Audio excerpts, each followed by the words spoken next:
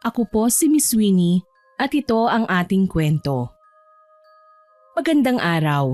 Ako po si Charlotte, 55 anyos, tubong Visayas. Ang kwentong ibabahagi ko po ay nangyari noong taong 1992. 23 anyos lamang ako noon. Minsan, nakipiesta ako sa isang lugar sa Karatig Bayan. Mula sa bahay, babiyahe kami ng halos 3 oras.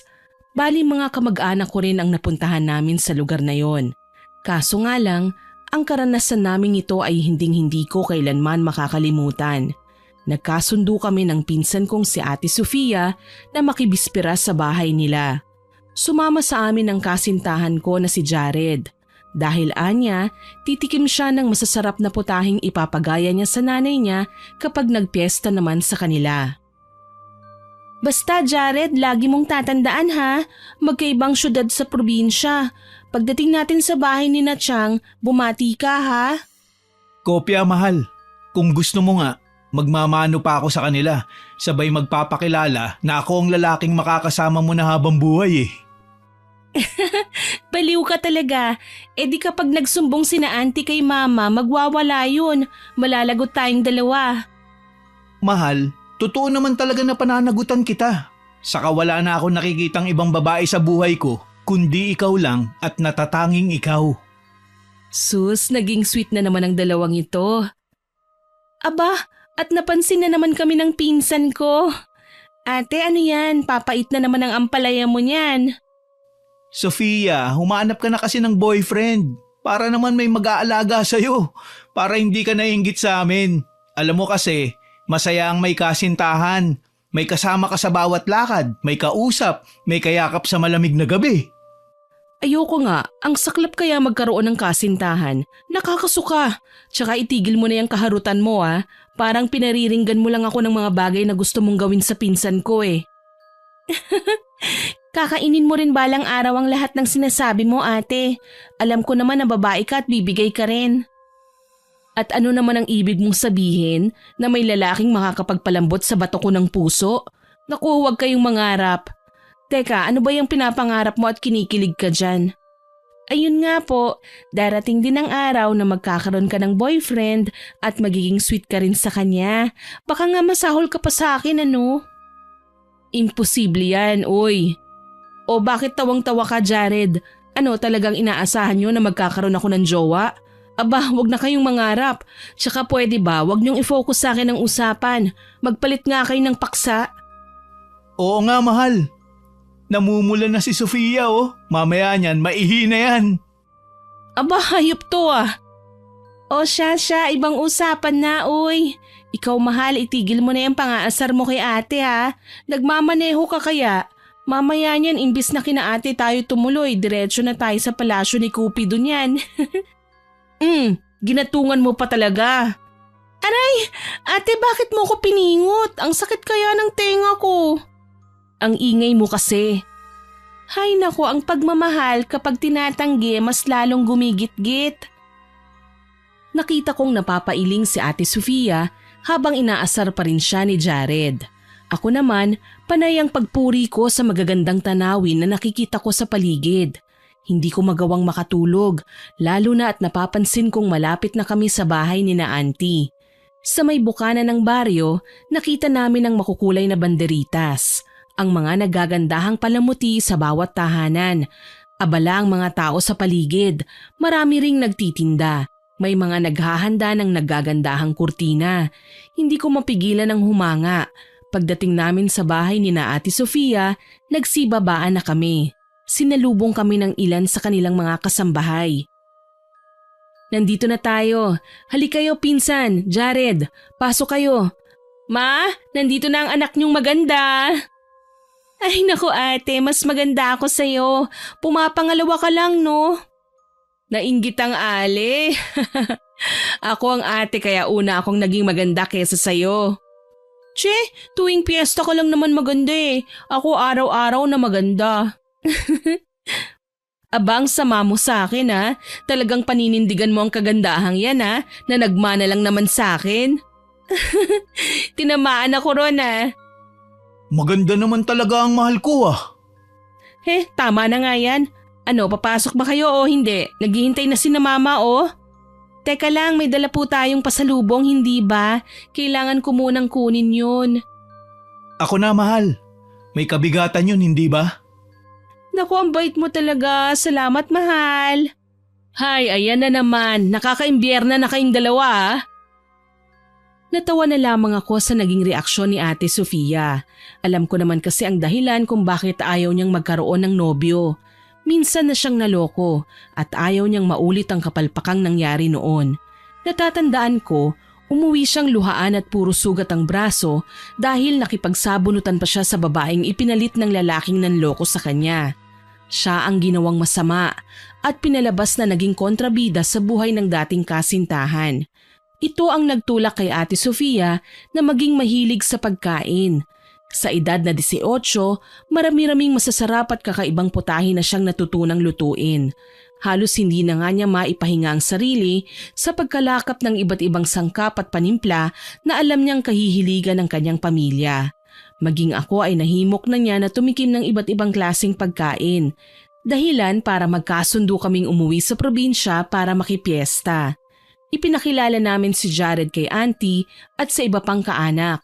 Panay pa rin ang biruan nila sa pangunguna ni ate. Naku ma, sa susunod na balik ng dalawang yan dito sa atin, kasal naman na ang ipaghahanda natin. Naku, kailangan may alkalde na sa pamilya natin para magkasal sa kanila. Ano pa nga ba? Diyan naman talaga patutungo ang lahat ng magkakarelasyong nagmamahalan, hindi ba? Oy Jared, tumigil ka ha. Ang bata pa ng pinsan ko. Huwag kayong magpapakasal nang hindi pa siya handa. Ate ko, huwag kang mag-alala. Kahit bata o matanda na akong ikakasal, ikaw pa rin ang magiging maid of honor ko. Pinaganda mo pa eh. Eh ako lang naman ang kaibigan mo. Kung naging bakla si Jared, baka trio na tayo. Bakla talaga? Hoy Sofia, magsisisi kang tinawag mo akong bakla kapag nakilala mo ang kuya ko. Sigurado maglalaho ang pagiging man-hater mo. Sus, kahit sino pang ipagmayabang mo sa akin, wala silang laban. Mas matapang ako sa kanila, no? Tama na nga yan, nagsiselos na ako sa inyo eh. Mamaya niyan kayo na ang magkatuluyan. Kadiri ka, Charlotte. Pinsan ba talaga kita? Wag na wag mo akong itutulak sa hayop na yan at hindi kita matatandya, no? O, dito lang muna kayo ha. Aayusin ko ang mga tutulugan nyo. Aha, dapat siguro tawagin ko siyang ate. Para naman maging kagalang-galang siyang tingnan. Mahal, umayos ka naman. Ikaw talaga oo. Masyado ka mapang-asar. Kaya tuloy gigil na gigil sa'yo si Ate Sofia eh. Kasi naman, masahol pa siya sa nanay mo. Hayaan mo na. Nag-iingat lang siya sa akin. Ayaw niya akong magaya sa kanya kaya habang maaari, inilalayo niya ako sa mga bagay kung saan pwede akong masaktan sa hinaharap. Ibahin mo naman ako. Alam mong mahal kita. Kung hindi, bakit pa ako sasama sa'yo dito, hindi ba? Alam ko naman yun eh. Kaso nga lang, sana maintindihan mo na hindi lang ikaw ang nagmamahal sa akin. Kaya kung gaanong pag-iingat ang nais mong gawin sa akin, mas higit pa ang nais nila. Lalo na at magkakadugo kami. Sa bagay, naiintindihan ko naman. Pero hayaan mo, hindi naman ako gagawa ng mga bagay na ikasasakit ng puso mo. Palagi mong tatandaan na isa na ako sa magtatanggol at magmamahal sa'yo. Maraming salamat, Jared. Oh, narito lang pala kayo eh. Sige na, Jared. Nakahanda na ang kwarto mo. Ikaw naman, pinsan, sasama ka sa akin.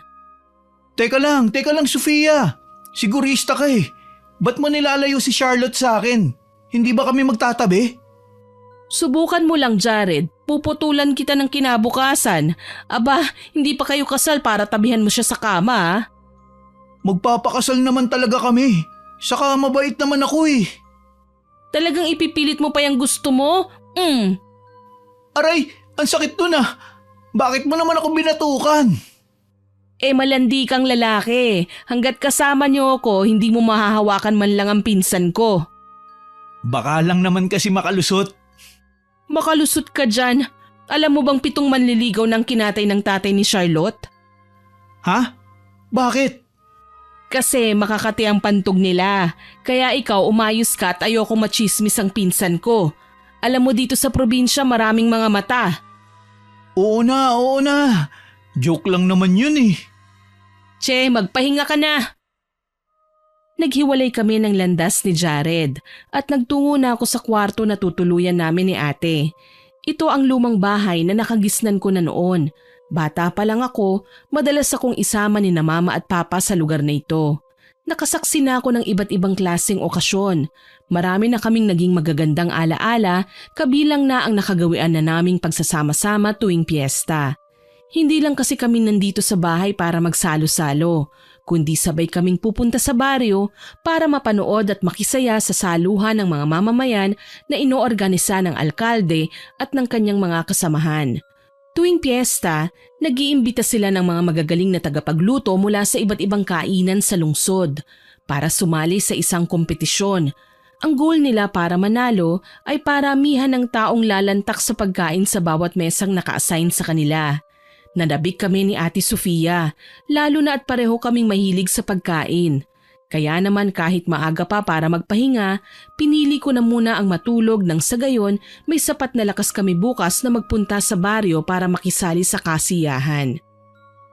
Charlotte, dito ka na muna ha. Tutulungan ko lang si mama na asikasuhin ng mga gagamiting kubyertos. Naku, kailangan niyo ba ng tulong ate? Pwede naman kung mamaya na ako matutulog. Wag na Charlotte, ayos lang ako, okay lang. Matulog ka na at ako nang bahala. Babalik naman ako mamaya eh. Sige ate, matutulog na lang muna ako. Teka, pagsasarahan muna kita ng pinto ah. Inihatid ko si pinsan sa may pinto. Habang papalayo ang babae, napansin ko naman na may gumagalaw sa likod ng kurtina sa dingding. Nagdududang nilapitan ko ito at sinilip. Gayon na lang ang pagkagulat ko nang makita kong si Jared pala ang nagtatago at nakangising nakatingin sa akin. Anong ginagawa mo, Jared? Mahal, wag kang maingay. Mamaya mahuli tayo ng pinsan mo eh. Ano ba kasing ginagawa mo rito? Dinadalaw ka. Dalaw talaga? Nasa iisang bahay lang kaya tayo. Saglit lang naman eh. Saka may ikikwento lang ako sana sa'yo. At ano naman yun? May kwentuhan kasi yung mga naguhugas ng plato sa likod bahay na abot sa bintana ng kwarto ko ang mga boses. Alam mo na, may pagkatsismoso din ang kasintahan mo. Kaya naintriga akong pakinggan sila. May mga mambabarang pala dito sa bayan ni na Sofia. Ano? Mambabarang. Hindi mo ba alam yun?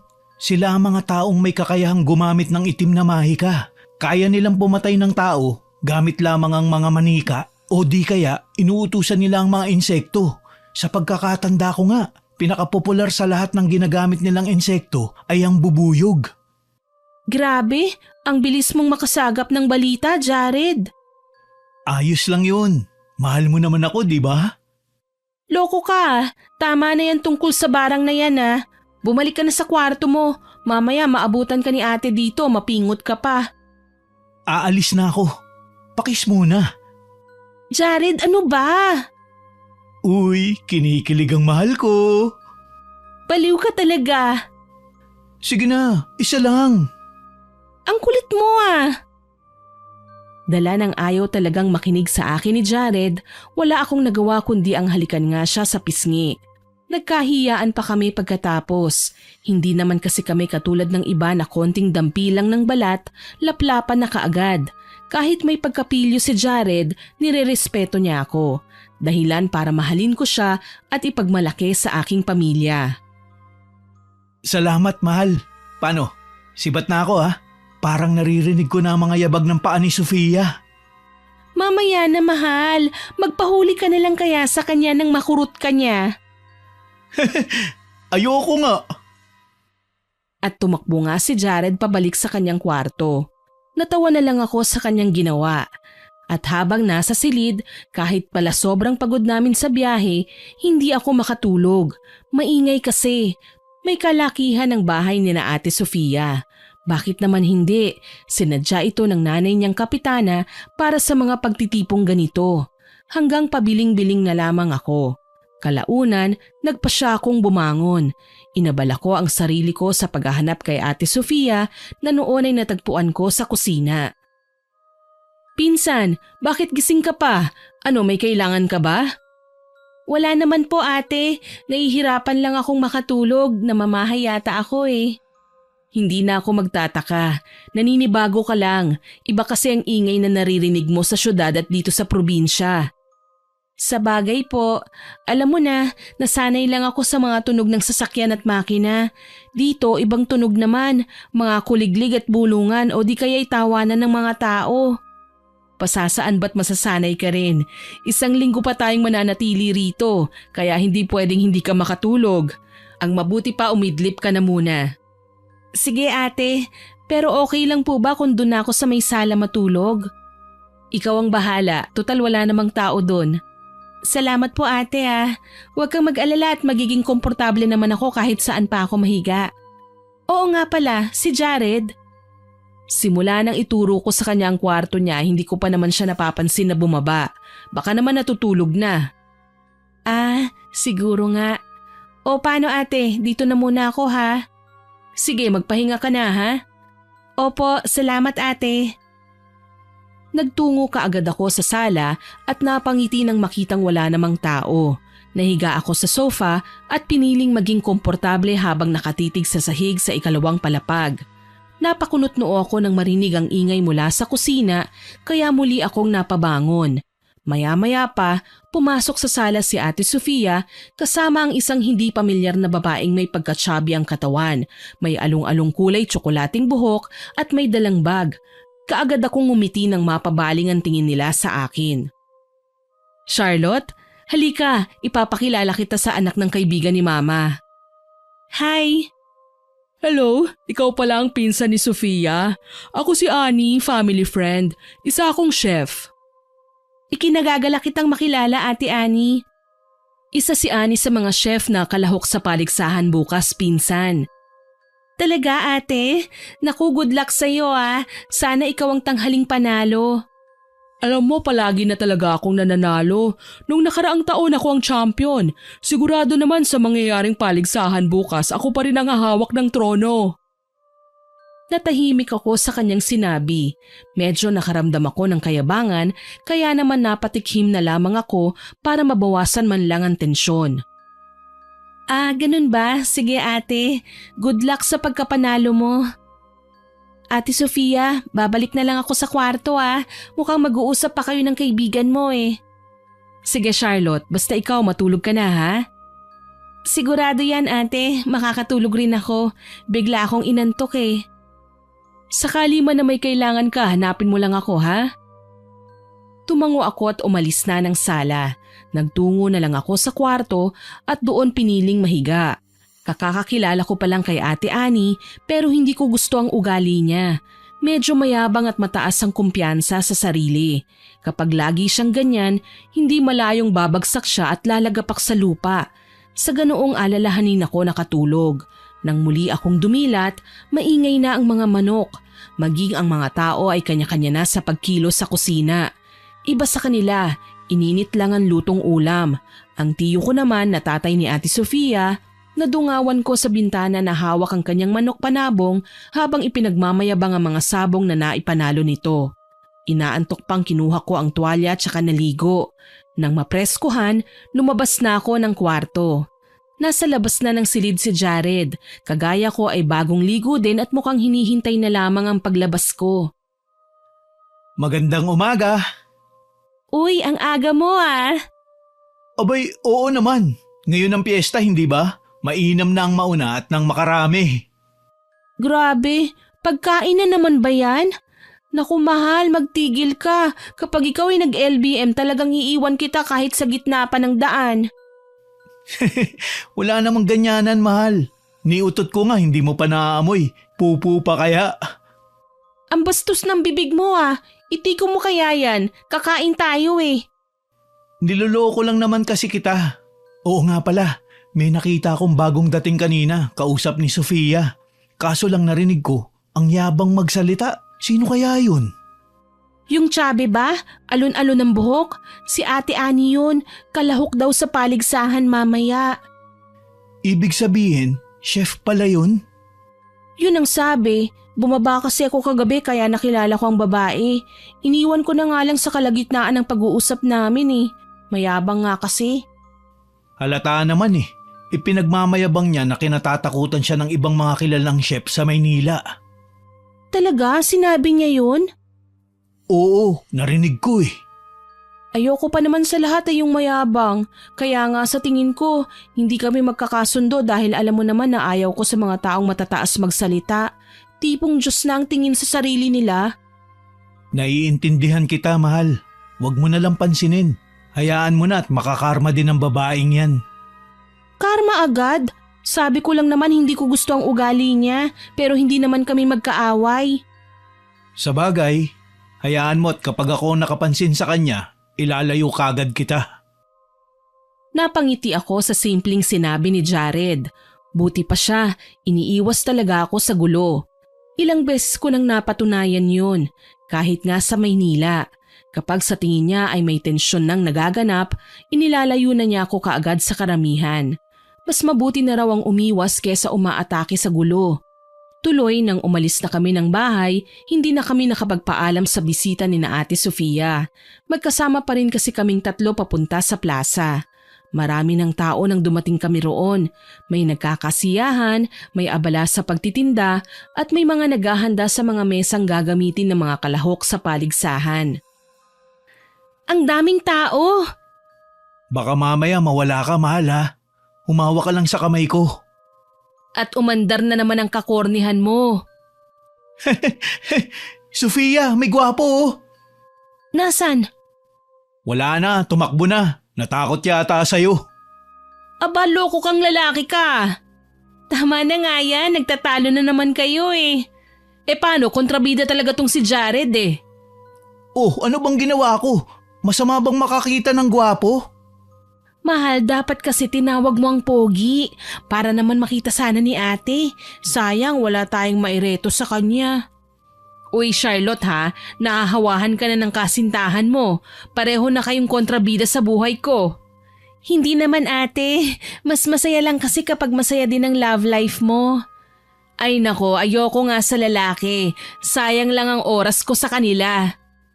Ayaw mo sa lalaki pero nakikipaglapit ka sa akin. Hoy, kutong lupa, hindi ako nakikipaglapit sa'yo ha. Binabantayan lang kita at baka maiskuran mo ang pinsan ko ng sapilitan. Ang sama mo naman sa akin, Ate Sofia. At sino naman ang nagsabing pwede mo na akong tawaging ate? Hindi pa kayo kasal ng pinsan ko, no? Malapit na, pangako yan. Pagmamayabang ni Jared. Ang totoo niyan, nagpaparamdam na siya sa akin na gusto na niyang lumagay sa tahimik. Ako lang ang hindi pa makapagdesisyon dahil marami pa akong gustong gawin sa buhay. Kapag natali na kasi ko sa lalaki, baka hindi na ako makagawa ng mga bagay na lubos kong ikasisiya. Tumikhim na lamang ako para wag pansinin ang napag-usapan namin. Hinawakan ko sa siko si Jared at bumulong. Huwag ka na ngang makipagtalo kay ate. Ang mabuti pa, ihanda mo na yung sarili mo. Pipili ka ng mesang kailangan mong pwestuhan para makalantak. Kung sino ba ang kaanak o malapit sa inyo, hindi pwedeng lapitan? Siyempre, nasa sayo yun. Pero hindi kasi yun ang pinagbabasihan. May mga judge pa rin na kailangan tumikim ng putahe. Kung sino ang pinakamasarap magluto, siya ang mananalo. Ayun nga lang, dagdag points kung dudumugin ng mga pagkain sa mesang pinaglalagyan ng mga pagkain ng tagapagluto. Ganun pala. Sana mapili natin ang pinakamasarap. Paano si Ate Annie? Sabi niya sigurado na raw ang panalo niya. Masarap daw kasi siyang magluto. Sus, wag niyong pansinin ng babaeng yun. Masyadong mayabang. Ay, bakit ka natawa? Kasi pareho tayo ng impresyon tungkol sa kanya ate. Hindi ko rin gusto ang ugali niya mayabang. Dati na talaga siyang mayabang. Sa katunayan, sinasakyan ko lang naman ang pakikipag-usap niya sa akin eh. Hindi ko gusto ang panlalait niya sa ibang tao na para ba talagang wala siyang kapalpakang nagawa ni minsan. Akala ko talaga close kayo ng bisita ng mama mo. Obligado lang talaga akong pansinin siya at kausapin dahil magkaibigan ng nanay niya at mama ko. Wala naman akong magagawa. Kapag hindi ko siya kinausap, baka maparatangan pa akong masama ang ugali. Ibig bang sabihin yan ate, makakapili kami ng chef na talagang gusto namin? Oo naman, hayaan yung matalo ang babaeng yan no. Dahil sa sinabi ni Ate Sofia, nagtawanan kaming tatlo. Tuloy na patingin kami sa paligid. Mas dumoble pa ang dami ng tao sa plaza.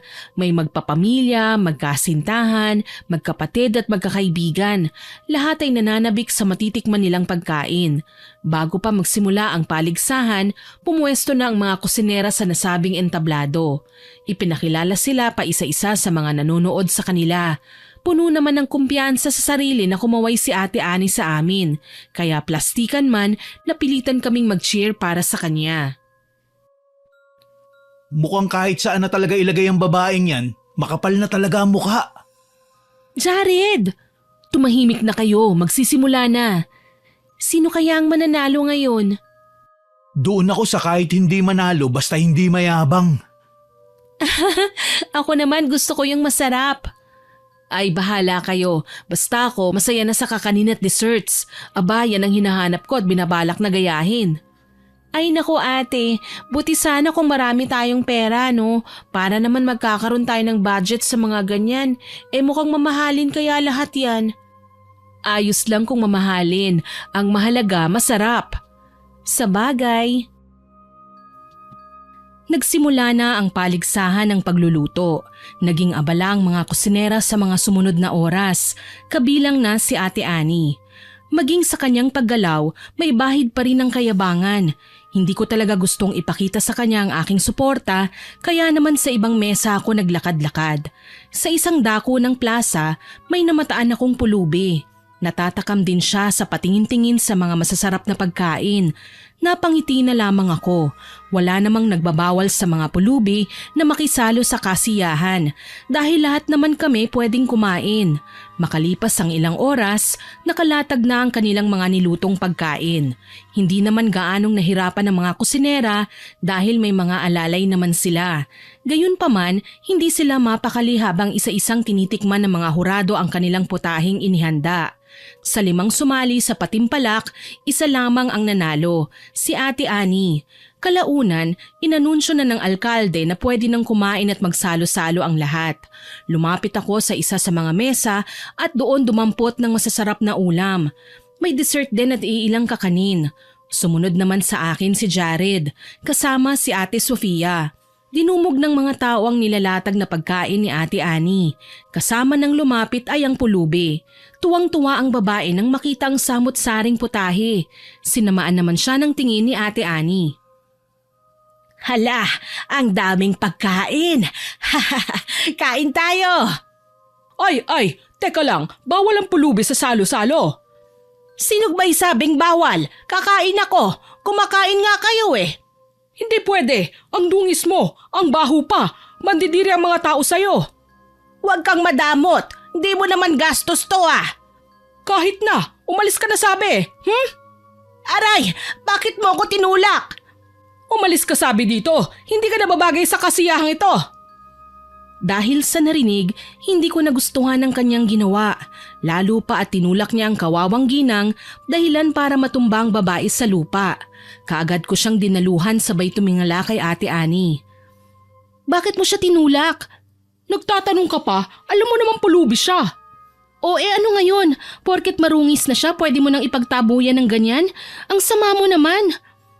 Bakit mo ba ako ipinapahiya? Hindi mo ba ako kilala? Ako lang naman ang pinakamagaling na kusinera sa bayang ito.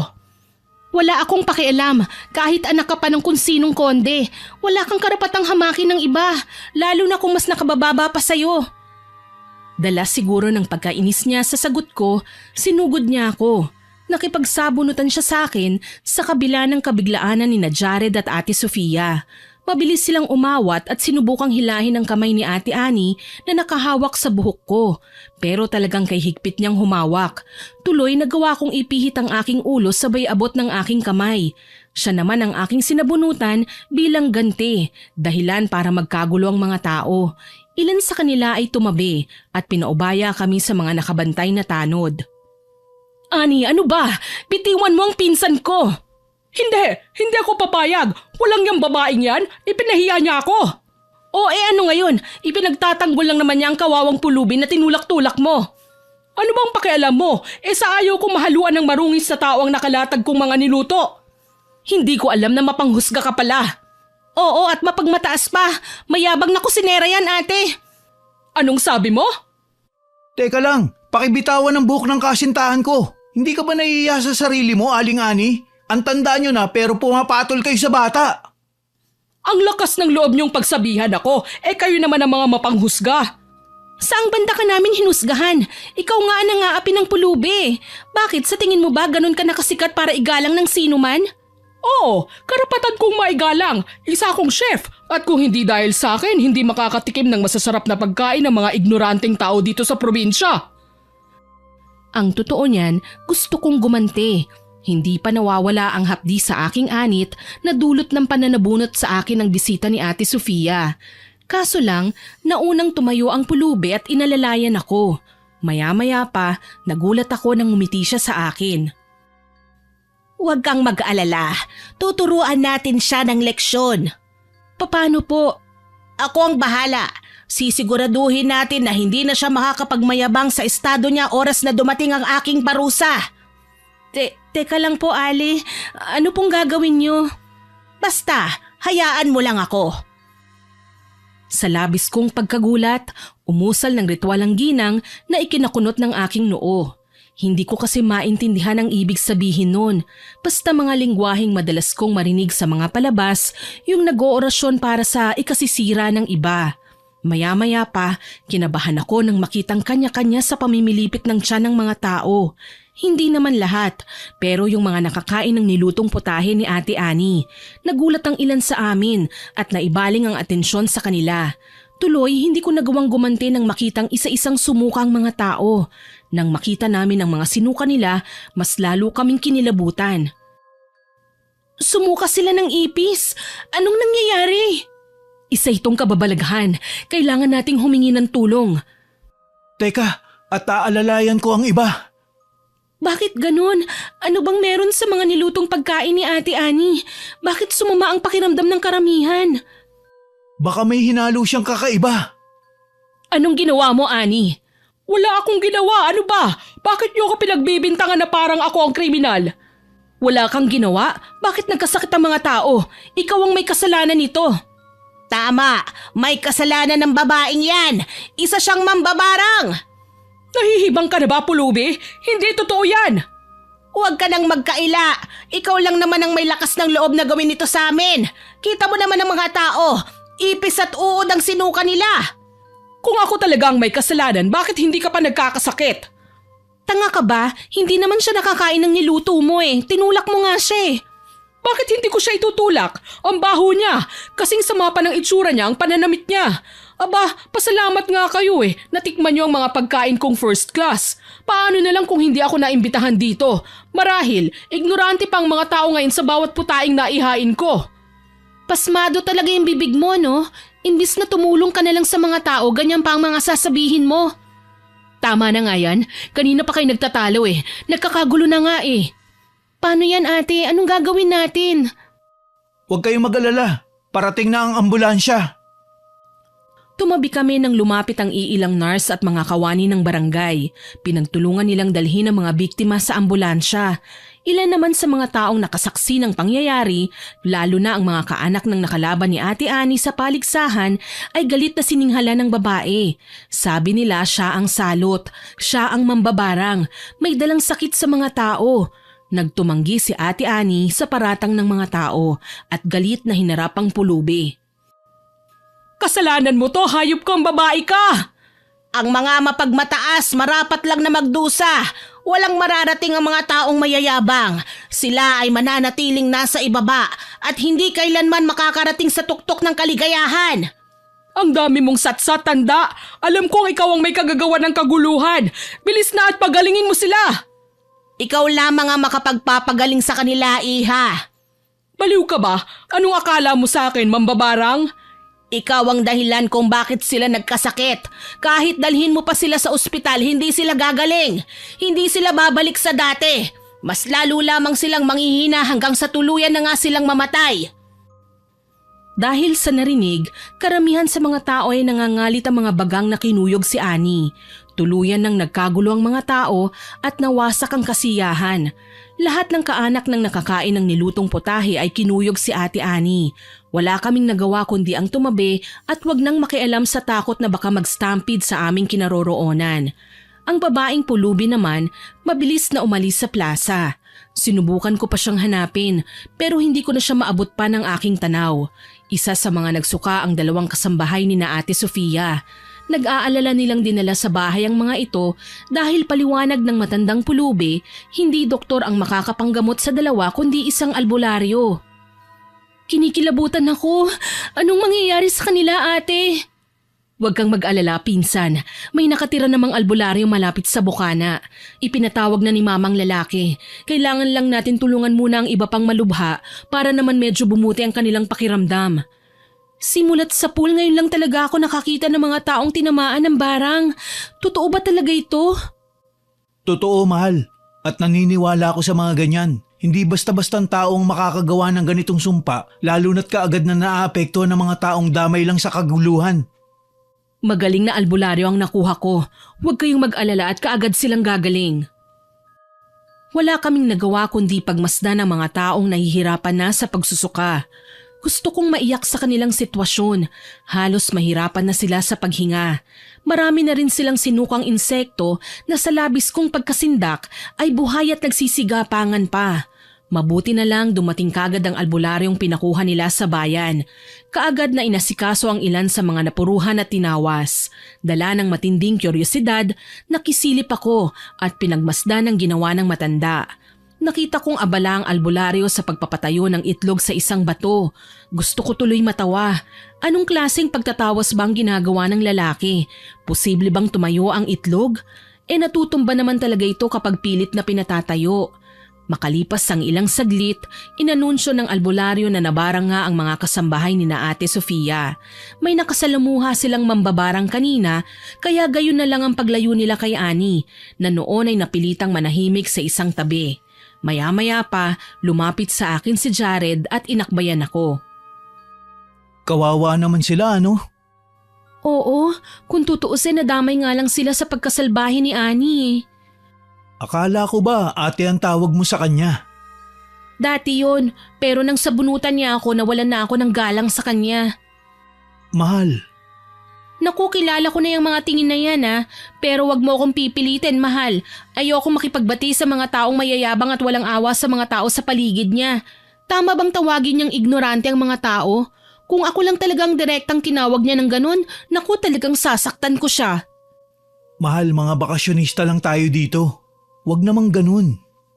Isa pa, nagsimula lang naman ang gulo ng ipagtabuyan niyang pulubi sa plaza eh. Yung pulubing tinulak niya? Oo, nakita kong ginawa niya. Pero mas nagulat ako nang makitang may kakayahan ng ginang. Alam mo bang umuusal lang siya ng ritual at nagkasakit na ang mga tao? Talaga? Nakita mo ang ginawa niya? Oo, mahal. Hindi kaya mambabarang ang babaeng yun?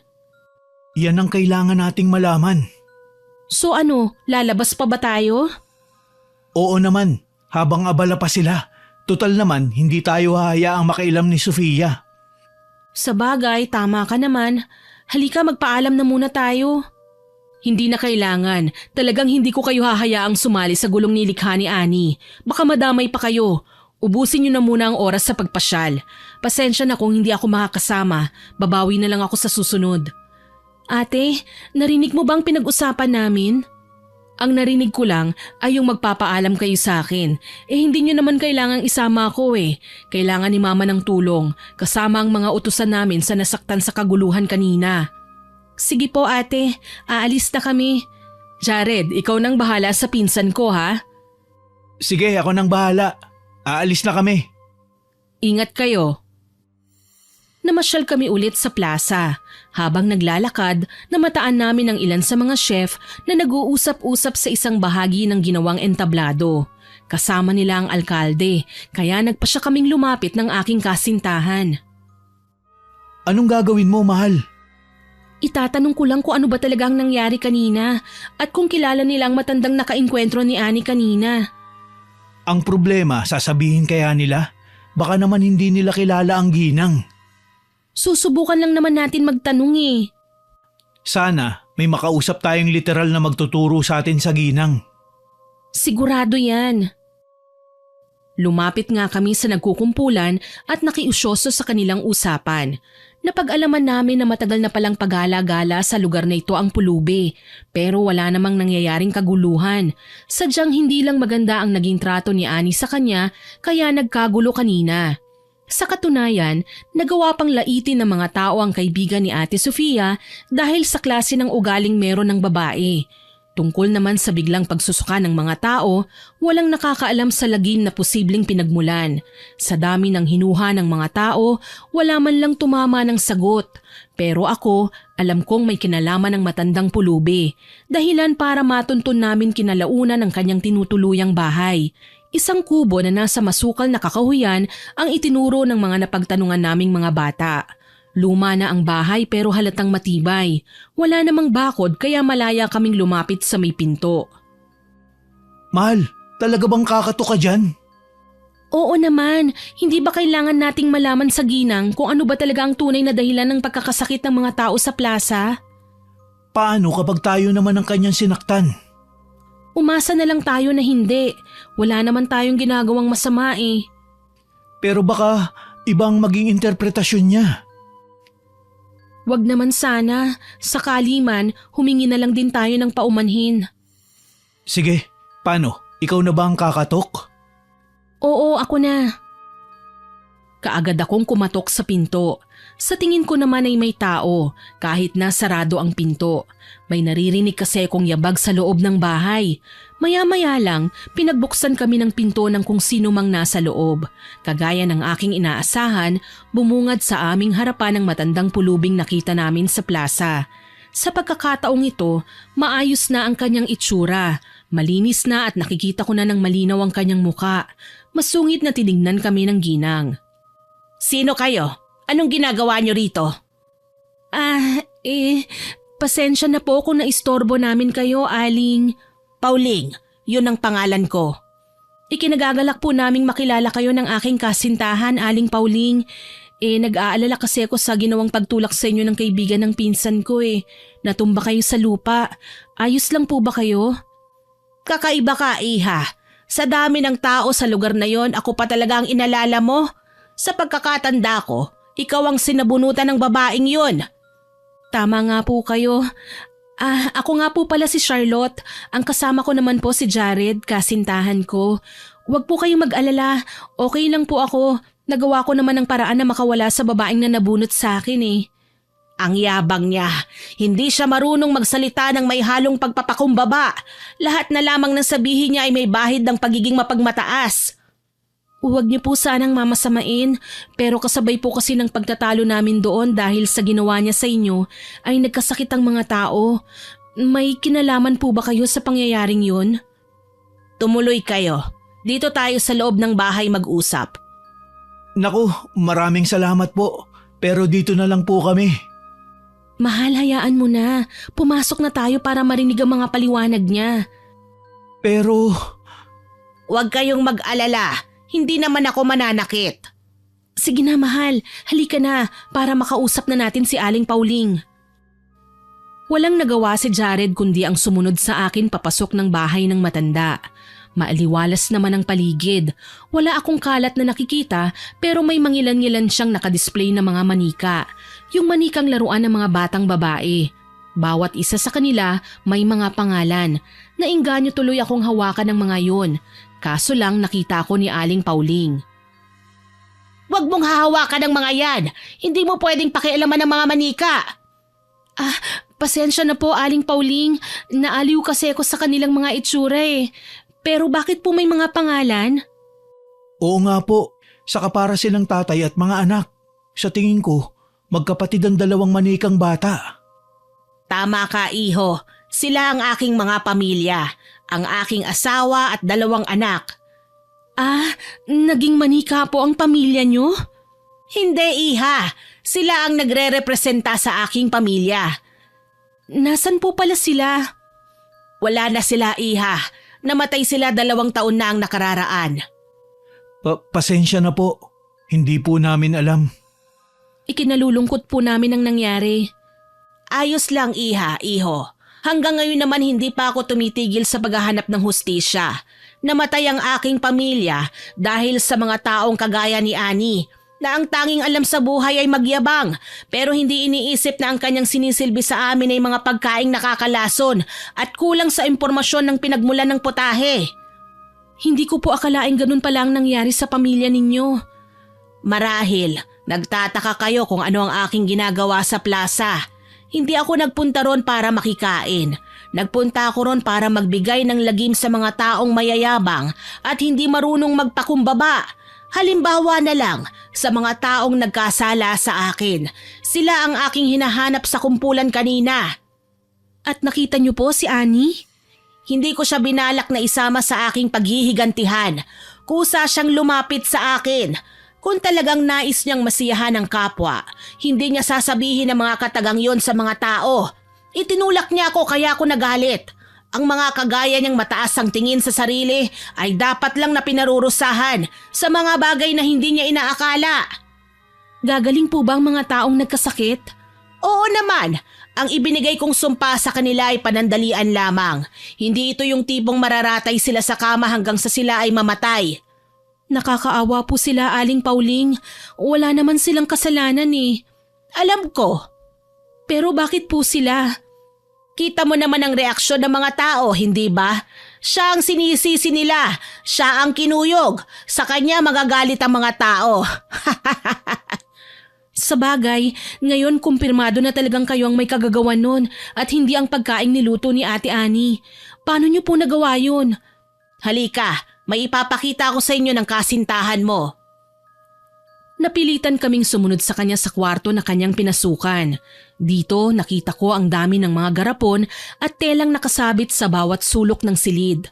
May mga manika, mga libro at mga sisidlang sa tingin ko ay mga insekto ang laman. Bigla akong kinilabutan. Mukha namang mabait ang ginang. Paano niya nagagawang maging kalmado at malumanay sa akin kung ganyan may tinatago siyang lihim? Isa siyang mambabarang, kasuklam-suklam na nilalang na gumagamit ng itim na mahika para sa masama niyang hangarin. Ngayong nakita mo na ang aking mga kagamitan, marahil alam mo na ngayon kung sino ako. Hindi niyo naman po kami siguro pinapunta rito para mabarang, tama po ba? Nakakatuwa ka, Iha. Huwag kang mag-alala, hindi ko kayo sasaktan. Mabuti kang tao, ikaw at ang kasintahan mo. May ipapakiusap lang sana ako sa'yo. Ano po yon, Aling Pauling? Wala na sanang makakaalam ng lihim ko. Huwag niyong ipagsasabi kahit kanino ang mga nalalaman ninyo. Makakaasa po kayo, Aling Pauling. Wala kaming pagsasabihan. Totoo po yan. Mapagkakatiwalaan naman po kami. Salamat naman kung ganoon. Kahit papaano, nakaramdam kami ng kaginhawahan. At least, alam kong hindi kami magagaya sa mga taong nakikain sa salo-salo sa plaza. Hindi ko maaatim na pagmasdan man lang ang mga taong nagkakagulo para lang maisuka ang kung anumang bagay na nais lumabas sa kanilang bibig. Umuwi kami ni Jared na nagkasundong walang sasabihin kahit na ano. Pinanatili naming lihim ang aming mga nalaman sa takot na baka kuyugin naman ng nakararami si Pauling. Total, magsisilbi na ring leksyon ang pangyayaring ito kay Ate Annie para wag na siyang magyabang paulit. Pagdating sa bahay ni na Ate Sofia, sinalubong niya kami. Salamat naman at nakauwi na kayo. Alam niyo bang mambabarang daw ang may kagagawa ng pagkakasakit ng dalawa nating kapitbahay? Kita niyo na, iba ang may gawa ng pagkakasakit nila, tapos ako ang pinagbibintangan niyo? Bakit hindi ka nila pagbibintangan? Ang yabang mo kasi. Mahal! Totoo naman kung magsalita siya, akala niya kung sino siya. Tinawag pa niyang ignorante ang mga tao. Totoo naman Bakit kung hindi sila dadalhan ng masasarap na putahe dito, makikilala ba nila kung anong klaseng pagkain yon? Kahit na, wala kang karapatang pagsabihan sila ng kahit na ano. Sino ka ba? Mas lalong wala kang karapatang pangaralan ako. Ako lang naman si Charlotte, pinsan ni Ate Sofia na isa ding tagapagluto, pero hindi naman mayabang. Ikaw, sino ka ba? Talagang pinapainit mo ang ulo ko Muli nagkainitan kami ni Annie. Naiirita talaga akong tawagin siyang ate, kaya naman hindi na nakapagpigil ang babae. Marahas niya akong sinabunutan. Nag-aalala namang umawat sina Ate Sofia at Jared. Sa pagkakataong ito, hindi na ako basta nagpahila lang ng aking buhok. Gumanti na ako sa kanya at nakipagsabunutan na rin. Sina Auntie naman na mama ni Ate Sofia ay sigaw na ng sigaw na awatin daw kami pero ayaw kong paawat. Sa katunayan, galit na galit ako kay Annie. Talagang pinangangalandakan niya ang kanyang pagiging mayabang dahil hindi siya nagpatinag. Maya-maya pa napaghiwalay nila kami. Ano ka ba naman, Annie? Sumusobra ka na. Pati pinsan ko hindi mo na sinasanto. Ang tagal ko nang nagpupunta rito Kayong pa may naglakas ng loob na kalabanin ako? Teka lang Ate Annie, wala namang kumakalaban sa'yo eh. Ikaw tong masyadong maruming mag-isip. Para sa'yo, lahat ng sinasabi at ginagawa namin ay paggutya sa pagkatao mo. Pero sana naman mahiya ka. Hindi ka namin pinakikialaman. Nilait-lait mo ang mga tao, tapos ngayon may kinahaharap kang konsekwensya, magagalit ka? Anong klaseng tao ka kung ganun? Hindi ako ang may kagagawa ng kaguluhan sa nayon. Kagagawa nito ng mambabarang. Yun ang sinabi sa akin ng albularyo. Bakit kaya namigay ng karamdaman ng mambabarang? Hindi ba dahil sa'yo? Kasi nang api at nanulak ka ng kawawang pulubi sa bulwagan. Ano bang malay mo kung may nakakita pala sa ginawa mo? Hindi ito nagustuhan at pinarusahan ka. Ngayon nagmamalaki ka pa? Dahil sa narinig ay muli na naman sanang dudumog sa akin si Annie pero napigilan na siya ni Ate Sofia. Sa katunayan, sila ang nagtalo nang magpasya si ate na pauwiin ng bisita. Wala namang nagawa si Annie kundi ang padabog na sinamsam ang kanyang mga kagamitan pero ayon sa kanya, hindi pa siya uuwi. Isang malaking kahihiyan daw sa pamilya ni Ate Sofia kung malalaman ng mga tao na sa ibang lugar siya mananatili kahit ang dapat sana ay sila ang nag-aasikaso sa kanya. Sa galit naman ni Ate Sofia, halos kalad ka rin pa niya palabas si Ate Annie at walang nagawa si Auntie para pigilan siya. Ayos ka lang, mahal? Oo naman, ayos lang ako. Pasensya ka na kung hindi ako nakinig sa iyo Nadamay ka patuloy sa pag-aawat sa akin. Ayoko lang kasi na ipagpatuloy ni Annie ang pagmamayabang niya Siya na nga ang may kasalanan, matapang pa rin siya. Hayaan mo na. Hindi na din naman magtatagal dito si Annie. Pinauuwi na siya ni Auntie. Salamat naman kung ganun. Mas mabuti na rin yun para matigil na kahit papano ang masasama niyang pananalita. Bilib nga ako sa iyo Kasi kahit sinabunutan ka na, kalmado ka pa rin. Masakit na nga ang anit ko Magiging hysterical pa ba ako? Siyempre, kailangan kong maging kalmado nang sa gayon magawa kong mabawi ang hinihila kong buhok. Sa bagay, tama ka naman. Oo nga pala, kumusta na kaya mga kasambahay ni na Sofia? Oo nga no, hindi na natin sila nakamusta. Halika puntahan natin sila sa kwarto nila. Natuwa kami nang makitang okay na ang dalawang kasambahay ni na Ate Sofia. Kahit papaano, nabawasan pang lalo ang aming alalahanin. Buong akala ko, maririnig ko pang walang humpay nilang iyakan at ungulan. Pero maayos na silang nagtatrabaho na para bang walang anumang nangyari. Nagpapasalamat pa ang dalawa sa kabutihang loob na pinakita namin sa kanila dahil inalalayan namin sila na makauwi sa halip na pandirihan. Tinapik ko na lamang ang balikat nilang dalawa. Sinabi ko sa kanila na kahit sino naman basta nangangailangan may lalapit para tumulong. Lumipas ang 2 araw, naging maayos naman ang nalalabing selebrasyon ng piyesta.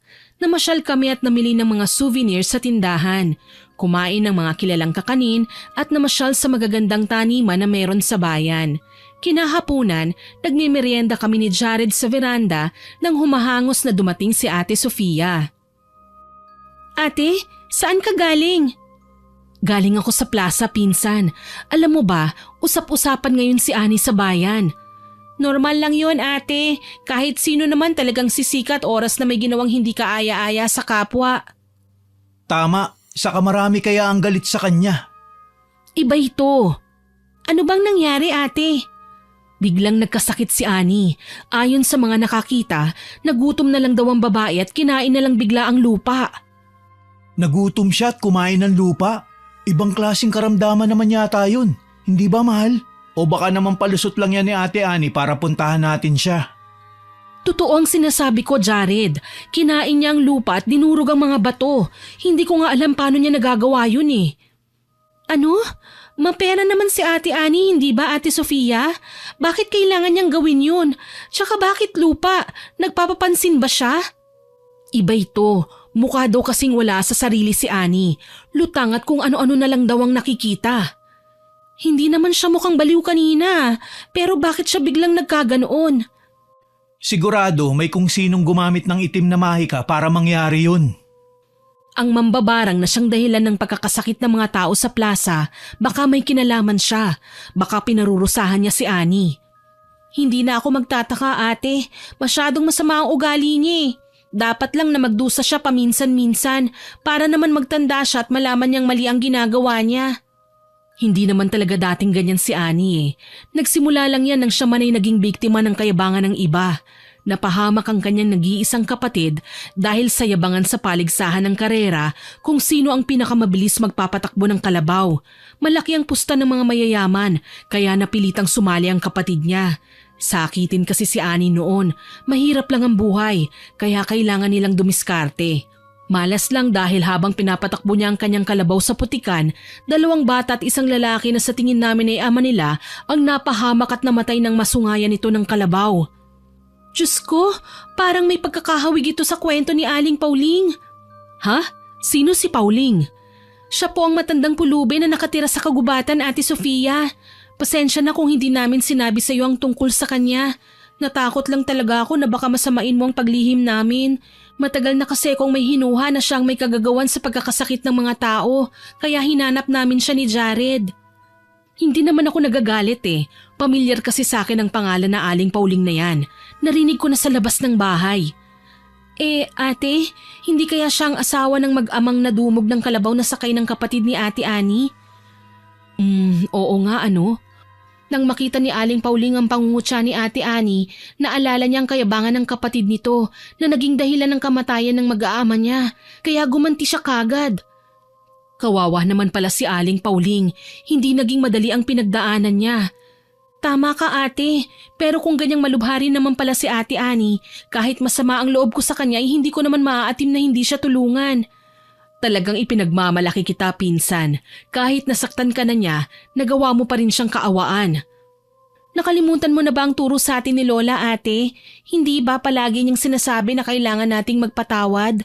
Kahit gaano kabigat ang kasalanan ng taong nagkasala sa atin, kailangan natin silang patawarin nang sa gayon tayo naman ay makausad sa buhay. So paano na? Pupuntahan ba natin si Ani? Silipin natin ang kanyang kalagayan. Sige, pwede naman. Mukhang nasa bahay lang niya si Ate Ani. Kung ganun, ano pang ginagawa natin? Puntahan na natin siya kaagad. Umalis kami ng hapong yon at nagtungo sa bahay na tinutuluyan ni Ate Ani. Hindi ako makapaniwala sa bilis ng karma na dumapo sa kanya. Kitang-kita namin kung paano nagbago ang kanyang anyo mula sa dati niyang itsura hanggang sa isang maputla at sakiting pasyente na. May binayaran siyang tao na mag-aasikaso sa kanya. Ngunit maging ang nasabing tagapag-alaga ay labis siyang pinandidirihan na kahit ang malaking halaga ay kayang tanggihan wag lang magtagal sa paghawak sa kanya. Mapait ng ngiti ang iginawad ng babae sa kanila na naging dahilan ng aking pagtikhim. Ani, nakakabigla ang tagpong ito, pero ano bang nangyari sa iyo? Mahabang kwento pero ang matandang pulubing inalipusta at hinama ko noong paligsahan ay may kakayahang bigyan ako ng karamdaman, kaya heto ko ngayon nagdurusa. Pero hindi ba't iisang beses ka lang niyang nakabanggaan? Bakit pinarusahan ka na niya kagad ng ganyan? Ganun ba kalalim ang galit niya sa'yo para bigyan ka ng sakit na halos walang matinong gamot? Dati na kaming nagkasala sa kanila. Ang kapatid ko, hindi siya basta namatay dahil sa disgrasya. Napahamak siya dahil sa kayabangan. Ang masaklap pa roon, maging ang kanyang pamilya ay namatay at hindi man lang namin nadamayan. Ni hindi kami nakahingi ng tawad sa kanya. Patuloy kaming nagmalaki hanggang sa nagawa kong ang iangat ang dati ng mahirap naming pamilya. Mas lalo kong kinamuhian ang mga mabababang tao dahil naaalala ko ang pagkalugmok namin noong araw.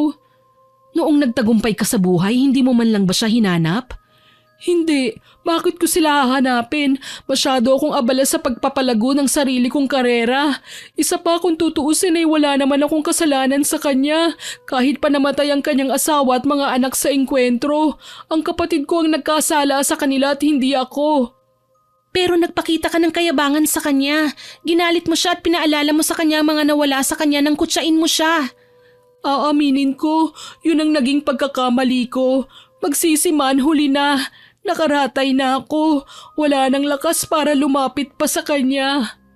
May pag-asa pa, Ate Annie. Kailangan mo lang na matutong maging mapagkumbaba. Matuto kang magpatawad sa mga nagkasala sa'yo. Higit sa lahat, humingi ka ng tawad sa lahat ng taong nasaktan mo at nasagasaan. Alam ko naman na mahirap, pero ito lang ang solusyon para gumaling ka. Ang magbago. Ibig mo bang sabihin, mahahanap ko pa si Aling Pauling? Kilala mo pala siya? Oo naman, kilala ko siya. Sadyang kinalimutan ko lang ang tungkol sa kanya para takbuhan ang obligasyon ko. Kahit kasi namatay na ang kapatid ko, alam kong nagkasala pa rin siya. Hindi naman dapat ipagpasalamat na lang namin ang pagkawala ng buhay ng iba. Hindi ko lang talaga alam kung paano lumapit sa ngayon. Nahihiya ako. Huwag kang mag-alala. Gagawa natin yan ng paraan. Ang mahalaga, gumaling ka lang. Ang dami ng atraso ko sa'yo pero kahit kailan hindi ka man lang nagtanim ng sama ng loob sa akin. Ate, nagagalit talaga ako. Pero malalaki na tayo. Hindi na tayo mga bata na basta na lang iiyak o magsusumbong anumang oras nating naisin. Lagi nating tatandaan. Paslit nga madaling nakakalimot sa nagkasala sa kanila eh. Nakikipagbati pa kagad. Tayo pa kaya. Sabagay, tama ka. Huwag kang mag-alala, kakausapin ko si Aling Pauling. Sasabihin ko sa kanya na natauhan ka na, na kung pwede, bawiin na niyang binigay niyang karamdaman sa'yo. Ngiti lang ang isinagot ni Ate Annie sa aking sinabi. Dala nang hindi namin siya maiwan sa tinutuluyan niya, nagpa siya sina Auntie at Ate Sofia na isama na lang pabalik si Ate Annie sa kanilang bahay para doon na maasikaso. Hindi ko maiwasang maawa sa kanyang sitwasyon. Isang pambihirang pangyayari talaga na ang tatag at lakas ng isang tao ay kay bilis maglaho kapag nadapuan na ng karamdaman.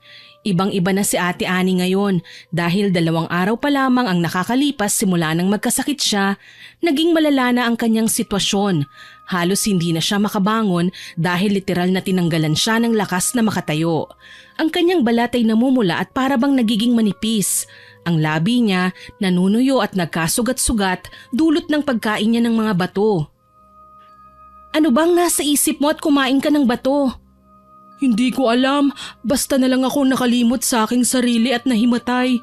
Kaso lang yung pagkawala ng malay tao ko ay parang may ibang nilalang na sumapi sa akin at siyang kumakain ng bato na inaakala ninyo ay ako.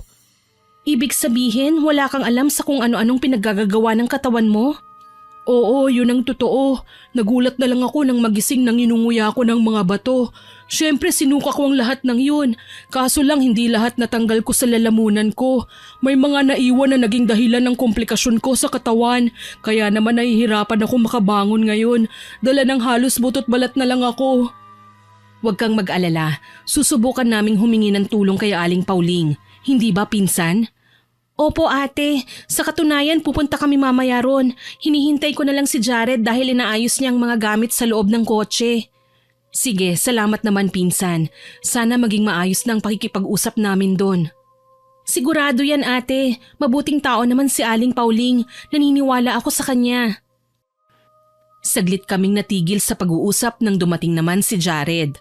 Nagpupunas na lang siya ng mga kamay at inaayos ang kanyang damit. Mahal, okay na ang kotse. Ano, aalis na ba tayo? Pwede naman, mas mabuti nga yun para maaga tayong makarating kina Aling Pauling. Sige, mabuti pa nga. Ikaw Sofia, sasama ka ba? Hindi na muna. Alam nyo naman na busy si mama eh. Sige na, humayo na kayo. Ako na ang magbabantay kay Annie. Sige po ate, mauna na kami. Mag-iingat kayo ha. Umalis na kagad kami ni Jared para bumalik sa bahay nila Aling Pauling. Laking tuwa namin nang makita siya sa may pinto at tila ba inaabangan ng aming pagdating. Mabuti naman at narito na kayo, iha. Kanina ko pa hinihintay ang inyong pagdating. Mawalang galang na po, Aling Pauling. Alam niyo po bang sadya namin sa inyo? Para po kasing inaasahan niyo ang aming pagdating eh.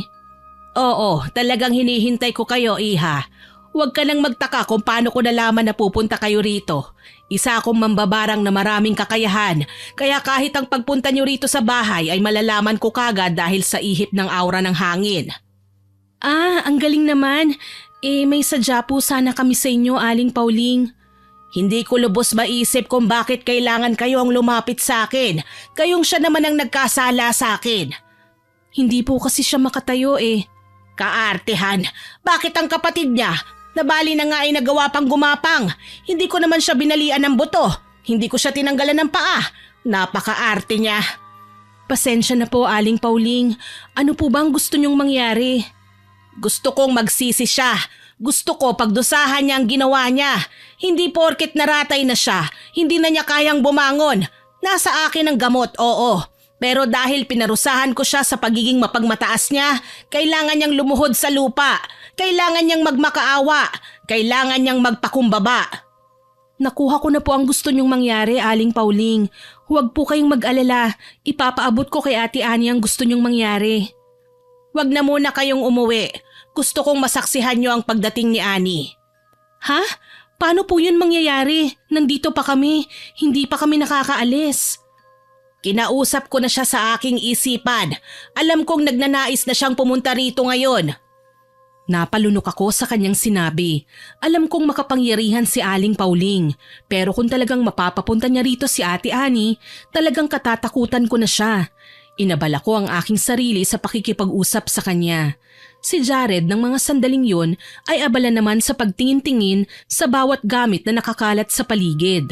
Marami kaming nakikitang larawan sa dingding, mga alaala ng nakalipas. Tuloy napatingin ako kay Aling Pauling. Alam kong nangungulila siya sa kanyang pamilya at kung magkakausap man sila ni Ate Ani ngayon, dasal ko sana maging maayos na ang lahat sa pagitan nila. Sana magkaayos na sila at hindi na magkaalitan pang muli.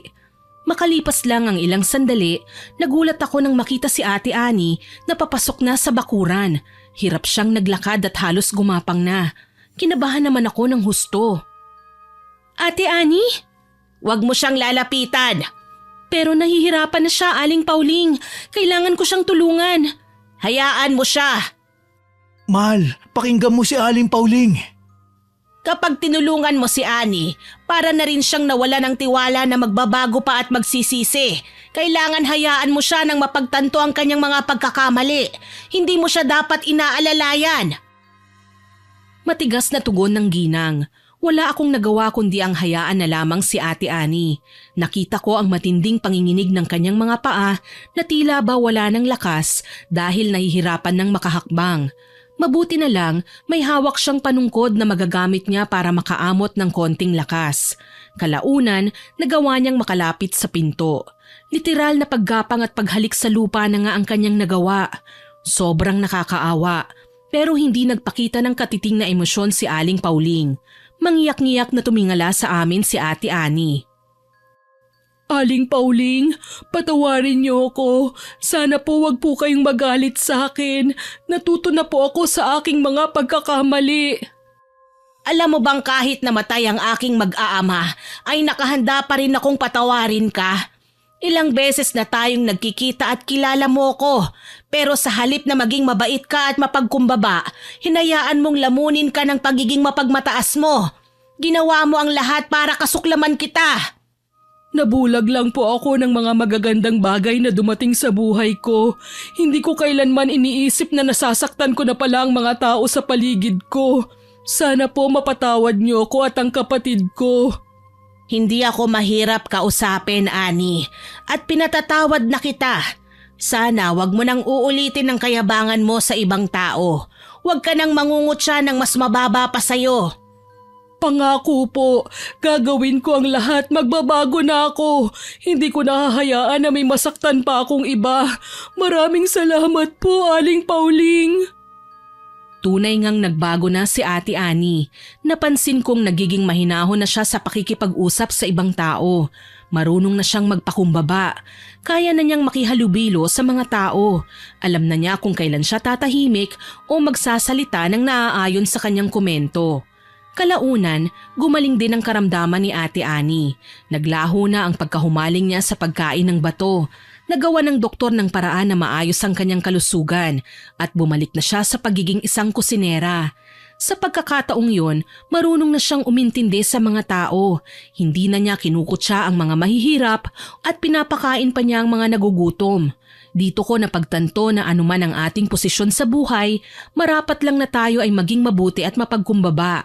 Sa katunayan, masaya naming pinagmamasdan ngayon si Ate Annie na ipinagluluto ng masarap na putahe ang mga tao.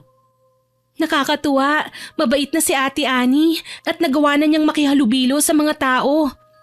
Yan ang mahikang nagagawa ni Aling Pauling. Hindi lahat ng mambabarang ay masama. Ito lamang ang patunay na may mga mambabarang na ginagamit ang kanilang kaalaman para bigyan ng aral ang mga taong nagkamali. Tama kayo dyan.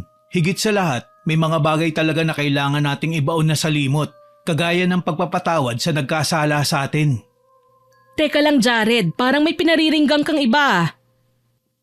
Ha? Wala naman ah. Para kasing ako ang pinariringgan mo na magpatawad eh. Ang sabi niya ate, magkaroon ka na kasi ng kasintahan. Patawarin mo na ang ex mo para pareho na kayong makausad. Sinasabi ko na nga ba eh, ako na naman ang babagsakan ng topic nyo ngayon eh. Maghahabulan na sana kami kaso lang biglang lumapit sa amin si Ate Annie. Ano pang ginagawa nyo rito? Kumain na kayo ron. Nagkakagulo na nga ang iba eh, mamaya maubusan kayo. Diyan na kayo, lalamon pa ako. Kanina pa kaya ako nagugutom. Halika na mahal. Oo naman mahal. Kailangan subuan mo ako ha. Hindi ako naiinggit sa inyo. Tawanan na lang ang narinig ko mula sa aking mga kasama. Naging maayos din kaming lahat kinalaunan. Kahit papaano, na-enjoy namin ang aming bakasyon hanggang sa lumipas ang taon-taon at palagi na kaming nagpupunta tuwing piyesta. Naging malapit na magkaibigan sina Aling Pauling na noon ay hiniling na namin na itago ang kanyang kaalaman sa pambabarang at naging tindera na lamang ng mga gulay. Si Ate Annie naman, huli naming balita ay nakabili ng pwesto sa bayan at nagtayo ng karinderya kung saan siya pa rin ang pangunahing kusinera. Salamat sa Panginoon, naging maayos naman ang takbo ng lahat at hanggang ngayon ay ginagabayan pa rin kami ng poong may kapal. Sa susunod na buwan, piyesta na naman. Sisiguraduhin kong makakasalo ulit kami ni Jared na ngayon ay asawa ko na sa salo-salo sa plaza. Hanggang dito na lamang po. More power po sa inyong channel at God bless. Naway kapulutan ninyo ng aral ang aking ibinahaging kwento. Hanggang sa muli, ako po si Miss Winnie na nagpapasalamat sa inyong pakikinig.